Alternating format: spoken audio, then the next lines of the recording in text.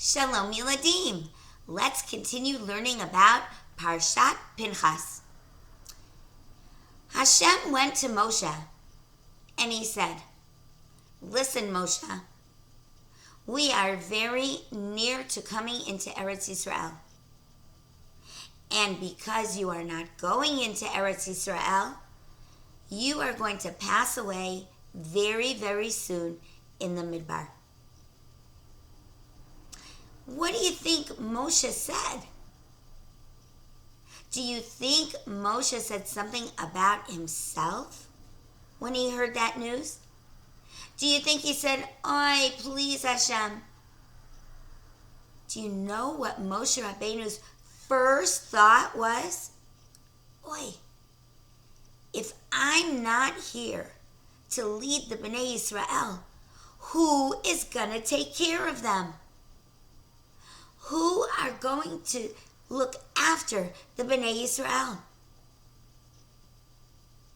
He said, "Hashem, we need to find somebody who is patient, who is loving, who has the bravery to go to war.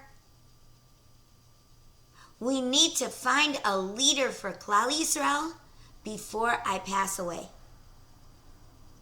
It's like a shepherd who has been taking care of his sheep.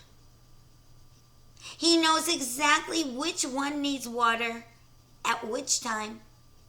He knows which one is going to be more alone, which one goes together with the others, which one runs away, which one needs a little bit of extra push. A shepherd knows everything about his flock. And Moshe Rabbeinu knew everything about the Yidden. He wanted to make sure that they were going to be well taken care of. Hashem said to Moshe, "No worries. I have just the guy.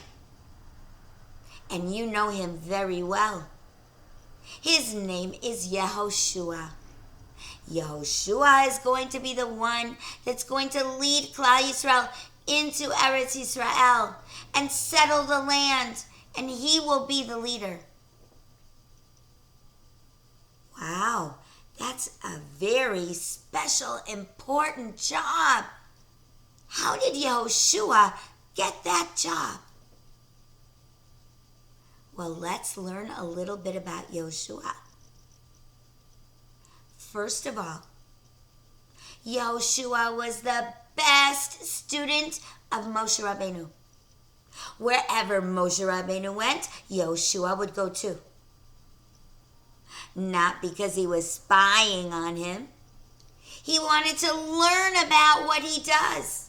He wanted to learn how Moshe Rabbeinu spoke to people. He wanted to learn what Moshe Rabbeinu did in his free time.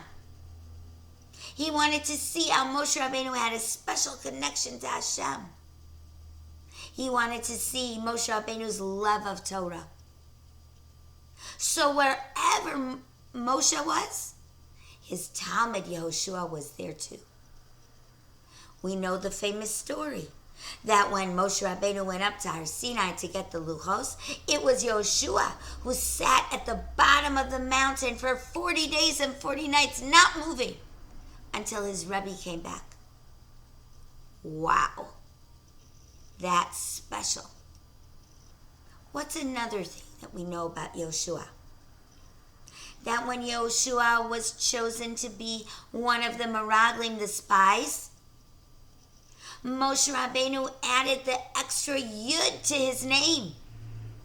His name was always Hosea, but then it became Yehoshua, that Hashem should be with him and save him from the Yetzer Hara and from listening to his other Meraglim. And what happened? He came back and he spoke about Eretz Yisrael with love. He told Klal Yisrael, "Don't listen to them. Eretz Yisrael is great and Hashem is with us." Wow. That's very special. And we also know that it was Yehoshua who would stay behind and clean up the Beis HaMedrash, put away the Sfarim after the Yidden were learning.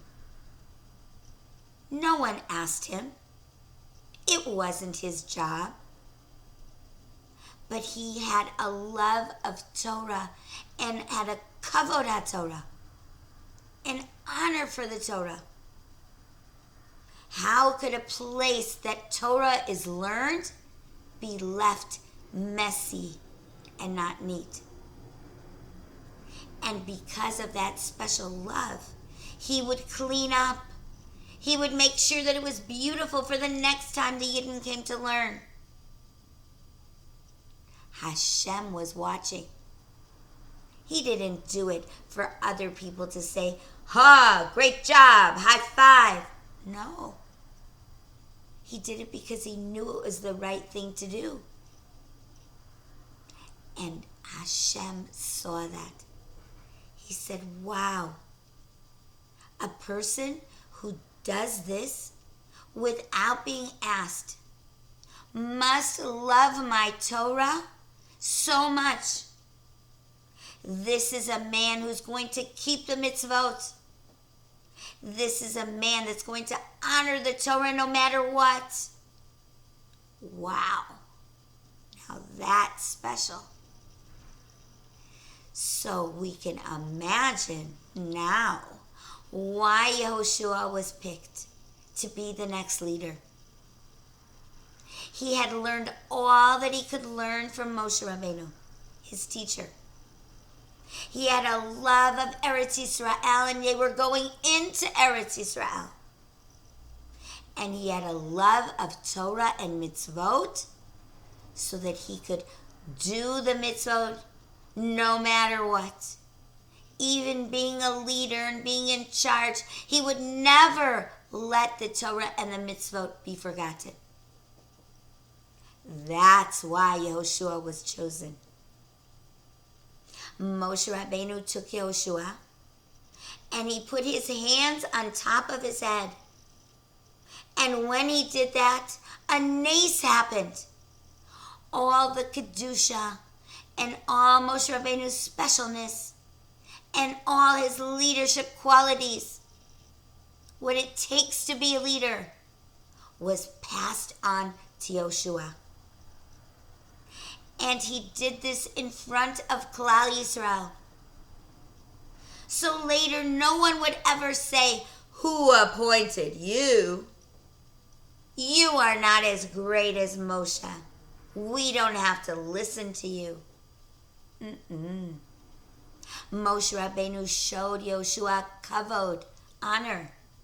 He showed Yehoshua that he was special in the eyes of all Bnei Yisrael, so everybody could see. And when they saw that, instead of being worried that they were going to be like a flock without a shepherd, they felt comforted. They felt okay. Now we know that when Moshe Rabbeinu is no longer with us, we are going to be taken care of. It's going to be Yehoshua that's going to love us, take care of us, listen to our problems, go to war with us. And he is going to take us into Eretz Yisrael and settle us into that new and special land. What a special time it was for Yehoshua, and what a comforting time it was for Moshe Rabbeinu. He knew that Hashem was going to take care of Klal Yisrael. Our Abba did not have to, our Abba for sure did not have to worry, because Hashem never worries. But our leader and our Rebbe, Moshe Rabbeinu, didn't have to worry anymore.